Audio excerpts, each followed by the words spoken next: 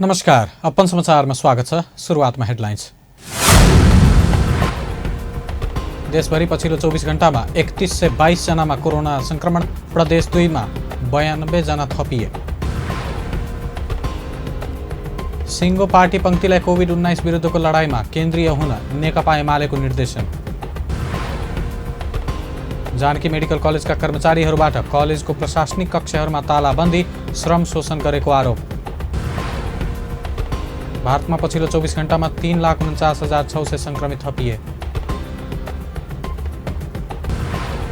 र इराकको राजधानी बगदाद स्थित अस्पतालको कोरोना भाइरस सघन उपचार कक्षमा आग लगी, 23 बिरामीको मृत्यु। अब समाचार विस्तारमा। पछिल्लो 24 घण्टामा नेपालमा थप 3,122 जनामा कोरोना भाइरस संक्रमण पुष्टि भएको छ। स्वास्थ्य तथा जनसङ्ख्या मन्त्रालयका प्रवक्ता डाक्टर जागेश्वर गौतमले 9,292 पीसीआर र 786 एन्टिजेन विधिबाट परीक्षण गर्दा कुल 3,122 जनामा कोरोना भाइरस संक्रमण पुष्टि भएको जानकारी दिनुभयो। उहाँका अनुसार पीसीआर विधिबाट गरिएको परीक्षणमा 3,032 जनामा संक्रमण पुष्टि भएको छ भने एन्टिजेन विधिबाट 90 जनामा संक्रमण पुष्टि भएको छ। यसैगरी काठमाडौँमा 1,132, ललितपुरमा 270 र भक्तपुरमा 96 गरी 1,498 जनामा संक्रमण पुष्टि भएको छ। प्रदेश 2 मा पछिल्लो 24 घण्टामा 92 जनामा कोरोना भाइरस संक्रमण देखिएको छ। स्वास्थ्य निर्देशनालयले दिएको तथ्याङ्क अनुसार पर्सामा 63, बारामा 24, रौतहटमा 3, धनुषामा 1 र सिराहामा 1 संक्रमित भेटिएका हुन्।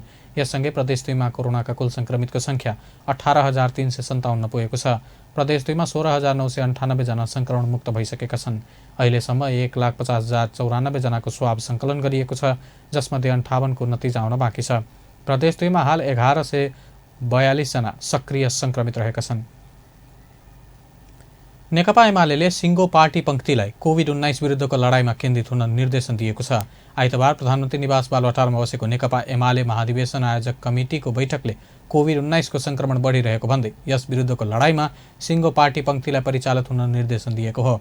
बैठकमा प्रधानमन्त्री समेत रहनुभएका पार्टी अध्यक्ष केपी शर्मा ओलीले पार्टीका सबै कमिटीहरूलाई कोभिड-19 विरुद्धको लडाईँमा क्वारेन्टिनको निर्माण गर्न, गाउँ-गाउँमा जागरण अभियान सञ्चालन गर्न, बिरामीलाई अस्पतालसम्म पुर्याउन सहयोग गर्न, स्थानीय तह र जिल्ला स्थित कोभिड-19 सङ्कट व्यवस्थापन केन्द्रसँग मिलेर अभियान चलाउन निर्देशन दिएको पार्टी प्रवक्ता प्रदीप गेवालीले जानकारी दिए।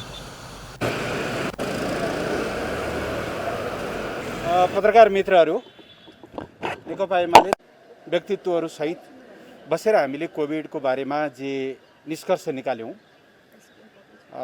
त्यसको बारेमा जानकारी गराउन र कोभिड विरुद्धको लडाईँमा सिङ्गो पार्टी पंक्तिलाई परिचालित गर्ने विशेष उद्देश्यले कोभिड-19 को जुन नयाँ भेरिएन्ट्सहरू देखा परेको छ, अब अहिलेसम्म हामीसँग चाहिँ एउटा भेरिएन्ट छ, केही डबल म्युटेन्ट्सहरू देखिएका छन् र ट्रिपल म्युटेन्ट भएका बिमारीहरूमध्ये अत्यधिक धेरैलाई अक्सिजनको सपोर्ट चाहिने।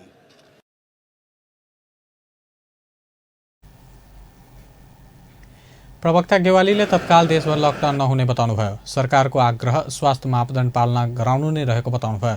अहिलेको कोभिड-19 संक्रमणको अवस्थालाई धान्न सकिने भए पनि यही ढङ्गले बढ्दै गएमा गाह्रो पर्न सक्ने बताउनुभयो। शनिबार सीसीएमसीको बैठकबाट अक्सिजन प्लान्टहरूको क्षमता विस्तार गर्ने, नयाँ सिलिन्डरहरू बनाउने, रेमडेसिभिर लगायतको अन्य मेडिकल सामग्रीहरूलाई आयात गर्ने र खोपलाई विस्तार गर्ने विषयमा छलफल गरेको पनि जानकारी दिनुभयो। विगत 6 महिनादेखि सङ्घर्ष गर्दै आएका जानकी मेडिकल कलेजका कर्मचारीहरूले कलेजको प्रशासनिक कक्षमा तालाबन्दी गरेका छन्। जानकी मेडिकल कलेजले कर्मचारीहरूको श्रम शोषण गरेको आरोप लगाउँदै कर्मचारीहरूले आइतबार तालाबन्दी गरेका हुन्। सङ्घर्षका क्रममा विगतमा गरिएका सम्झौता कलेजले कार्यान्वयन नगरेको पनि उनीहरूको आरोप छ। धनुषा छिरेश्वरनाथ नगरपालिका वडा 1 रम्दैया स्थित कलेजमा जानकी मेडिकल कलेज तथा कर्मचारी हकहित संरक्षण सङ्घर्ष समितिका संयोजक कुलदीप शाहले पत्रकार सम्मेलन गरी कलेजको प्रशासनिक कक्ष, मानव संसाधन कक्ष र लेखा शाखामा बाध्य भएर तालाबन्दी गरिएको जानकारी दिनुभयो। कलेजको स्थापना कालदेखि कार्यरत कर्मचारीलाई हटाएर कम तलबमा खट्ने कर्मचारीलाई सञ्चालकले काम गर्न लगाएको उनीहरूको गुनासो छ। उनीहरूले 91 दिनदेखि रिले अनसन पनि जारी राखेका छन्।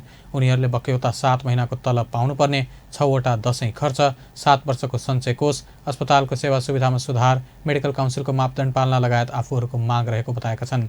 उनीहरूले अस्पतालका विभिन्न पक्षहरूमा तत्काल सुधार आवश्यक रहेको बताएका छन्। 15 वर्षदेखि सञ्चालन रहेको जानकी मेडिकल कलेज रम्दैयाका सङ्घर्षमा उत्रिएका करिब 125 कर्मचारीहरूले 6 महिनादेखि चरणबद्ध आन्दोलन गर्दै आएका छन्। अतिरिक्त सेवा सुविधा नदिएको तथा दुर्गम क्षेत्र निर्धारण गरी प्रोत्साहनको लागि मापदण्ड बनाइदिने सरकारको आश्वासन कार्यान्वयन नगरिएको भन्दै राष्ट्रिय पुनर्निर्माण प्राधिकरणका प्राविधिकहरू आन्दोलित भएका छन्।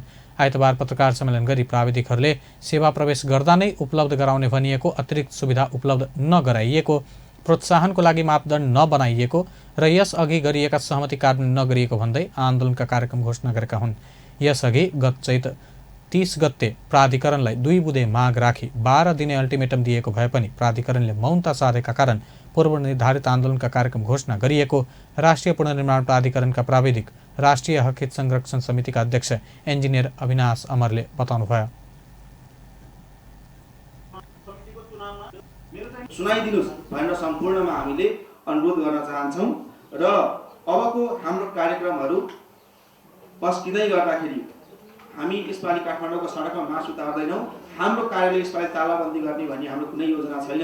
तर आज वैशाख 12 गते हामीले दुःखका साथ बाध्य भएर चरणबद्ध आन्दोलन पस्किँदै गर्दाखेरि चैत्र 30 गते 12 दिने अल्टिमेटम प्रति कुनै सुनवाई नभइसकेपछि 12 दिने अल्टिमेटम पश्चातको हाम्रो चरणबद्ध आन्दोलन घोषणा गर्ने भन्ने प्रतिबद्धता स्वरूप आज हामी यो कदम उठाउन बाध्य भएका छौँ।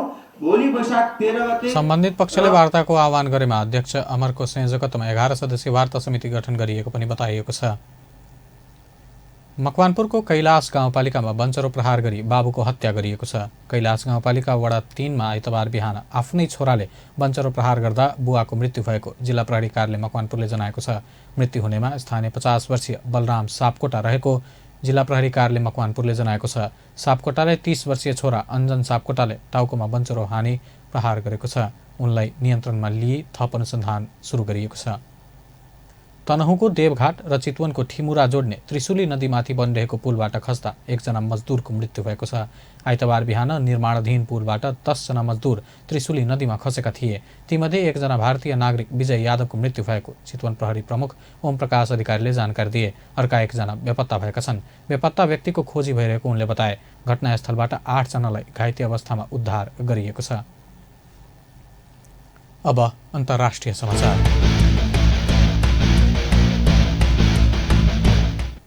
भारतमा पछिल्लो 24 घण्टामा 3,49,691 जना नयाँ संक्रमित थपिएका छन्। भारतको स्वास्थ्य मन्त्रालयका अनुसार उक्त अवधिमा 2,767 कोरोना संक्रमितको मृत्यु भएको छ। यससँगै भारतमा कोरोना संक्रमितको संख्या 1,69,60,00,000 नाघेको छ। यस्तै कोरोनाबाट ज्यान गुमाउनेको संख्या 1,92,311 पुगेको छ। भारतमा कोरोनाका सक्रिय संक्रमितको संख्या 26,82,000 नागेको छ।